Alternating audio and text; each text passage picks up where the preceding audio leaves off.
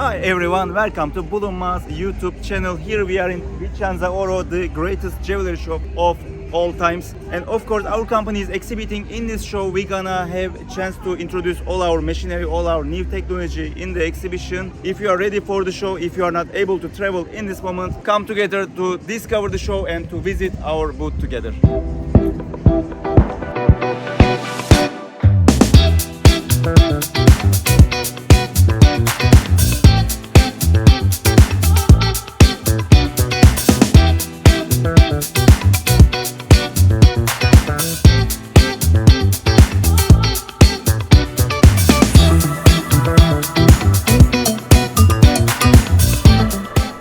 The show is pretty busy. Today is the second day. I hope we're gonna have lots of orders today, and let's have a check our Bulunmaz booth together.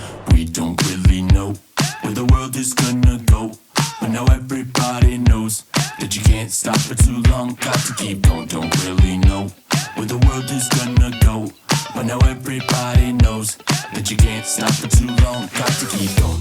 We brought a few of our products in our booth in VicenzaOro, and you can enjoy this product line with the greatest technician of all time. Ufuk is here. Hello Ufuk. Welcome to Vicenza. Hola. Hola a todos. How do you like the exhibition? Exhibition is very good.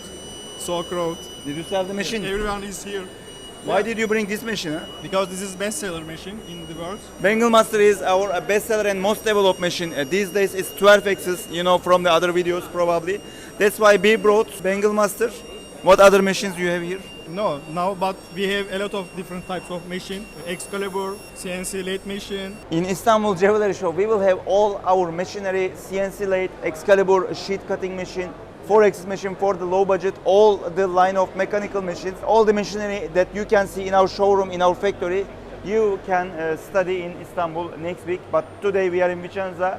We have the second department, our hand cutting department. Señor Turgay, buenos días. Buenos días. ¿Cómo estás? Muy Turgay bien. is from Mexico, değil mi? Bien. Muy bien. Mexico. Mexico. Yeah. Nice. How is the business? Business is first day is less, but today is Turgay is very honest. He's not acting like there is business. There is no business yesterday.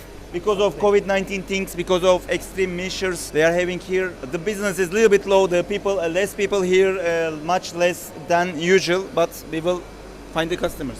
of course. Where is the customer? Show us. Customers today will come. Please show some model.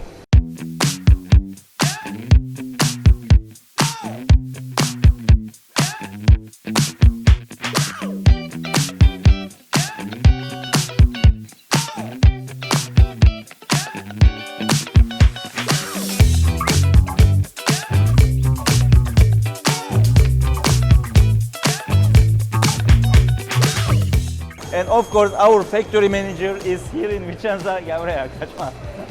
Welcome. That's our factory manager. He is making the greatest machines of all time. Good morning. Good morning. How are you? I am fine, and you? Do you have new machines for us? Yeni makine var mı? Var. İstanbul. Istanbul. Come to Istanbul.